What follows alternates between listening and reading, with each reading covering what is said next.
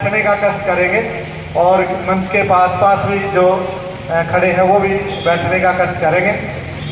मैं निवेदन करूंगा बीरा सरपंच, पूर्व सरपंच डालमवाड़ा से बीरा जी, मैं उनसे निवेदन है उनकी अध्यक्षता में रखी गई है और सरकार से मांग है कि उन बच्चों को सुरक्षित किया जाए, उनके मुकदमे खारिज किए जाए और सबसे बड़ी मांग है गो हत्या का कलंक मिटना चाहिए। इसको लेकर के आने वाले सभी वक्ता अपने सुझाव रखेंगे। हमारे बीच में बीरा सरपंच महोदय है डालमवाड़ा से, मैं निवेदन करूंगा वो भी अपने विचार रखें। आदरणीय सभी आचार्य जी वह दूर प्राच है गो भक्तों, दिमाग तो मेरा है नहीं लेकिन दिल से बात कहूँगा जो कहूँगा, क्योंकि दिमाग का तो मैं प्रयोग करता ही नहीं। हाँ, दिल से करते हैं हमारे ज्ञान की। सीधी ही बात है कि हिंदू को लाना उसके लिए अच्छा है जो घर में गाय पाले। व्यवस्था ना हो, शहर का आदमी है गाय नहीं रख सकता, उसकी माँ मरी हो तो गाय न गोद ले लो और बाबू मर जाओ तो बैल न गोद ले लो, उसको खाना दो। माँ में बैल में कोई फर्क नहीं है, दोनों की सेवा करो।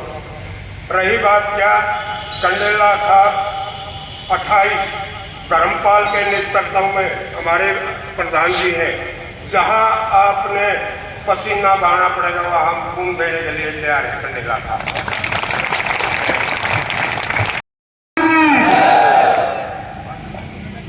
जब खाप खड़ी हो गई है और आपकी खाप तो बड़ी मजबूत है, तब सरकारों को भी झुकना पड़ा है और न्याय का जो माध्यम है वो हमारी खापें हैं। मैं कंडेला खाप का इन्होंने जो समर्थन किया है इन गो भक्तों के पक्ष में था जी, और उसका जो पिंजरा था वो बहुत बड़ा था। रोज एक बकरे को खींचता और उस बकरे को काटकर सारे बकरे आपस में हंसते मिलते खुश होते, सारे मौज मस्ती में रहते। उस कसाई का मित्र एक दिन आया और मित्र ने देख कर कहा, भाई वो राज क्या है, इनके सामने इसी के झुंड के किसी बकरे को तू रोज मार रहा है और मारने के बावजूद भी ये सारे राजी हैं, ये सारे अपने काम धंधे में खेल कूद में लगे हुए हैं। तो उस कसाई ने अपने मित्र को कहा कि मैंने हर एक बकरे के कान में ये कह दिया है कि तू मौज में रह, तू चिंता में मत रह, तेरे को छोड़कर सबको हलाल करूंगा। और वे सारे बकरे मान गए। हम लोगों के साथ भी यही कर रखा है। उन्होंने लाहौर के लोग नहीं छोड़े, सिंध के लोग नहीं छोड़े, कश्मीर के लोग नहीं छोड़े, मेवात के लोग नहीं छोड़े, बंगाल के लोग नहीं छोड़े, पर हमने नू भ्रम है हम बचेंगे। हमने नू लग गया है कि हमारा रुपया हमने बचा लेगा। MDH वाले के पास करोड़ों रुपए थे, वो अपने घर तक भाग गया 1948 में। आडवाणी जी बीजेपी के बहुत बड़े लीडर थे, आखिरी होली 7 मार्च 1947 को मनाई थी, दोबारा होली ना मना पाए कदे अपने एरिया में। मनमोहन सिंह प्रधानमंत्री था देश का, उसने अपनी आखिरी होली मार्च में खेली थी 1947 में, उसके बाद नंबर नहीं आया खेलने का। इसीलिए ये मत सोचो उन बकरों की तरह हमारा नंबर नहीं आएगा। इस बीमारी को अगर इग्नोर करोगे तो वह बीमारी और ज्यादा बढ़ भड़कावेगी। स्टार्टिंग में बीमारी होती है, गला खराब होता है, फिर धीरे धीरे नाक कान बंद हो जाते हैं, फिर धीरे धीरे टेम्परेचर बढ़ता है, बुखार होता है, बुखार के बाद पता लगता है वो हो गया तो कर्दी बीमारी होगी। ये स्टार्टिंग में आते हैं फल बेचने, फिर आते हैं नाई की दुकान खोलने, फिर आते हैं फ्रूट बेचने, फिर और चीजें अपने लकड़ी का ये इस काम से आप लोगों के बीच में आते हैं। आप लोग सोचते रहे तो खान कमानी आदमी है, खान कमान नहीं आ रहा। आपकी जमीन पर, आपके प्लॉट पर, आपकी संपत्ति पर, आपके परिवार पर, आपकी बेटी पर कब्जा करने आया है। वो तो यहाँ पर नाई के रूप में आया है, वो यहाँ फ्रूट वाले के रूप में आया है, वो वहाँ अलग अलग रूप में आया है, लेकिन उसका एजेंडा एक ही है, उसने इस देश पे कब्जा करना है। और इस देश पे कब्जा करने के लिए आप सारे लोगों को भ्रमित करना है। इसलिए भाई भ्रमित नहीं होना। कुछ लोग कहेंगे भाई कानून अपने हाथ में ले, नहीं भाई कानून हम थोड़ी तोड़ा है। भारत के 18 राज्यों में गौ हत्या का कानून बना हुआ है, गौ हत्या नहीं कर सकते, गौ की तस्करी नहीं कर सकते। जितने भी ये तस्कर पकड़े जाते हैं ये एक ही विचारधारा के पकड़े जाते हैं। इसका मतलब है उनके मोटिवेशन में, उनकी मैन्युफैक्चरिंग के अंदर ये बात बताई जाती है कि गौ की तस्करी करनी है, ये काम ऐसे ऐसे करना है, इसकी बिरयानी पकानी है। और वहां जा जाकर इंटरनेशनल लेवल पर अरबियों के साथ में उनकी वहां घाटमिका गांव से ऑनलाइन चलती है वीडियो कटिंग सारी।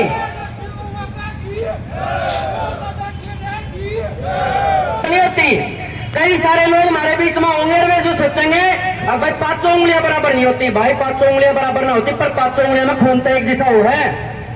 ये सारे अलग अलग अलग अलग प्रोफेशन में हैं। इन तन्नू लगे रहे तो खान कमानिया है। उन पांचों उंगलियों का सॉफ्टवेयर एक का है।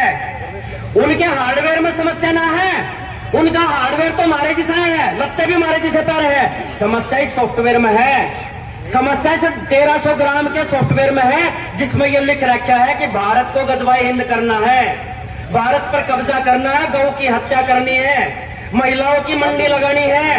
ये उसके सॉफ्टवेयर में लिख रखा है। और अंत में आप लोगों से इतना ही कहूंगा, पानी भरे नाव में उचित है उलीच देना, लग जाए आग तो बुझाना ही उचित है। विविध प्रकार उपचार करके प्रकाश रोग को शरीर से भगाना ही उचित है। छल से कि बल से कि किसी अटकल से भी शत्रु को सर्वथा मिटाना ही उचित है। अगर अपने दुश्मन को, अपने शत्रु को पोषित करोगे, पालोगे, तो तुम्हारे लिए कुछ भी शेष नहीं बचेगा भाई। और यह कानून हाथ में लेने की बात ना है। कानून इस समस्या का अस्थायी समाधान है। कानून वाले साथी भी अभी बताता हूं। 1984 में आतंक रोकने के लिए टाड़ा लेकर आए, दंगे ना रुके। फिर उसके बाद में 1993 के ब्लास्ट के बाद कोटा लेकर आए, दंगे ना रुके। फिर कानून को और ज्यादा टाइट किया गया, 2019 में यूएपीए लेकर आए, दंगे ना रुके। दंगे ऐसे नहीं रुकते। दंगे रुकते हैं समाज के ताकतवर होने से। दंगे रुकते हैं जब हिंदू समाज ताकतवर होगा, यूनाइटेड होगा, संगठित होगा, मार्गदर्शन लेगा और अपनी ट्रेनिंग लेगा। ना तो हमारी ट्रेनिंग है, ना हमारी मैन्युफैक्चरिंग है, ना हमारी गाइडेंस है, ना हमारे पास में और कुछ है। इसीलिए हम हर मोर्चे पर विफल हो जाते हैं। उनकी ट्रेनिंग है, उस ट्रेनिंग को लेने के बाद उनका नेता बनता है तो उनके लिए काम करता है, उनका पुलिस वाला बनता है तो तस्करी करता है, उनका डॉक्टर बनता है तो किडनी चुराता है, उनका फ्रूट वाला आता है तो दवाइयों के इंजेक्शन मारता है, उनका और दूसरा कोई व्यक्ति आता है तो दूसरे काम करता है। हमारा व्यक्ति बिना ट्रेनिंग के कारण नेता बनेगा जब भी हमारी ना सुने, बिजनेसमैन बनेगा जब भी हमारी ना सुने, कोई और प्रतिनिधि बनेगा जब भी हमारी ना सुने। क्यों? क्योंकि हमारी मैन्युफैक्चरिंग यूनिट में डिफेक्ट है। हमको अपनी मैन्युफैक्चरिंग यूनिट सुधारनी है। उसके बाद हर एक मोर्चे पर बैठा हुआ हिंदू अपना अपना काम करेगा। इतना ही आप लोगों को ये समझाना था, इतना ही आप लोगों को बताना था। योगेंद्र जी ने मुझे समय दिया, आपका बहुत बहुत धन्यवाद। भारत माता की जय, जय गौ माता की। बोले गौ माता की। कोई व्यवस्था अगर किसी प्रकार यातना और प्रताड़ना देती है तो ये सरकार के लिए सही नहीं है, ये असंवैधानिक है, गैर लोकतांत्रिक है। हम मांग करते हैं कि जिन बच्चों को नाजायज तरीके से किसी प्रकार सरकार ने गिरफ्तार किया है और उनको यातना दी गई है, तत्काल तो उन बच्चों को जो रिहा करें और उनके परिवार को संरक्षण दे। मैं अधिक न कहते हुए, यहाँ वक्ता बहुत बैठे हैं, आपको बहुत कुछ सुनने को मिलेगा।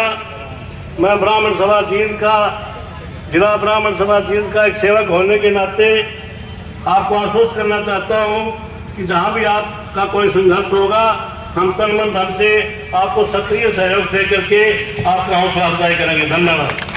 ओम नमस्ते जी। आचार्य जी ने हमारे को बोलने का मौका दिया, हमारे को गौ सेवा में लेके आए हमारे परम पूज्य आचार्य बलदेव जी, जिन्होंने गौ सेवा में हमारे को लगाया था। पूज्य आचार्य बलदेव जी हमारे बीच नहीं रहे, उनके सपनों को पूरा करने का काम हम सब गौ भगत मिलकर करेंगे। और जैसा भी आचार्य जी हमारे को आदेश करेंगे, तन मन धन से पिछले 16 साल से लगे हुए हैं आचार्य जी के साथ। आगे भी जो आदेश रहेगा वो सर्वप्रथम आपके लिए तन मन धन से हम तैयार हैं। प्रणपन्तो विश्वमार्यम् अपघ्नन्तो रावणः। ओम शांति शांति शांति। एक बार हम सब जितने भी यहाँ इस कार्यक्रम में मौजूद हैं, दोनों हाथ उठा करके उन चोरों तक भी और ईमानदारों तक भी अपनी इस वाणी को, अपने उद्घोषों को पहुँचा करके एक चेतना की दीप प्रज्वलित करने की क्षमताओं को प्रबुद्ध करने का कार्य करेंगे। बोले भारत माता की, भारत माता की, अखंड भारत की, अखंड भारत की, महायोगी गुरु गोरक्षनाथ महाराज की, ऋषिवर देव दयानंद जी महाराज की, आचार्य मुनियों की, आचार्य बलदेव जी महाराज की, गौ माता की। आदरणीय धर्म प्रेमी बंधुओं, गो प्रेमी बंधुओं,